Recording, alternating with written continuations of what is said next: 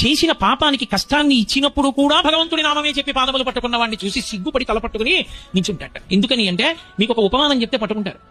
ఆఫీసులో ఇన్స్పెక్షన్ ఉంది, బయలుదేరుతున్నాను, పెన్ను కనపడలేదు. నేను కొత్త పెన్ను తెచ్చి ఇక్కడ పెట్టగానే నువ్వే తీసేస్తావు పెన్ను, నువ్వే తీసుంటావు. ఏది పెన్ను అని అడిగాను నా కూతుర్ని.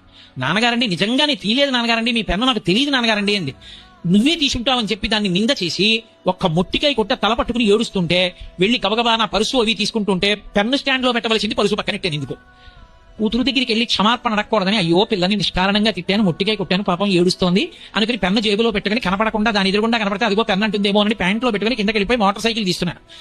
అది ఏడుస్తున్న కళ్ళు ఇలా తుడుచుకుంటూ హెల్మెట్ పట్టుకుని పరిగెత్తుకొచ్చి నాన్నగారండి హెల్మెట్ మర్చిపోయారు, మొన్న పోలీసులు పట్టుకుని 100 రూపాయలు చలానా వేశారన్నారు, అందుకని హెల్మెట్ పట్టుకొచ్చాను నాన్నగారండి, పెట్టుకోండి అని ఇచ్చి టాటా నాన్నగారండి అని అనుకోండి.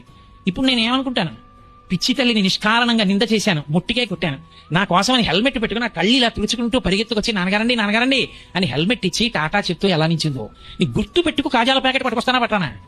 లౌకికంగా ఒక్క బిడ్డని కన్నా నాకే నేను దాన్ని బాధ పెట్టినా నా మీద ప్రేమతో తిరిగితే కదిలిపోతే, ఎప్పుడో నేను పాపం చేశానని ఇప్పుడు నాకు కష్టాన్ని ఇచ్చి కష్టం ఇచ్చినా రామనామం పట్టుకుని రామపాదాలు పట్టుకుంటే రాముడు కుపితుడైపోడు. ఆ కష్టాన్ని తట్టుకునే మనసైనా ఇస్తాడు, కష్టాన్నైనా తగ్గిస్తాడు. ఔషధం అంటూ లోకంలో ఉంటే రామనామం, రామకథ పట్టుకోవాలి భగవంతుని పాట. అంతేగాని కష్టం వచ్చింది కాబట్టి నేను భగవంతుడిని వదిలేస్తాను అనుకున్నవాడు, నాకు అనారోగ్యం వచ్చింది కాబట్టి హాస్పిటల్ నుంచి పారిపోతాను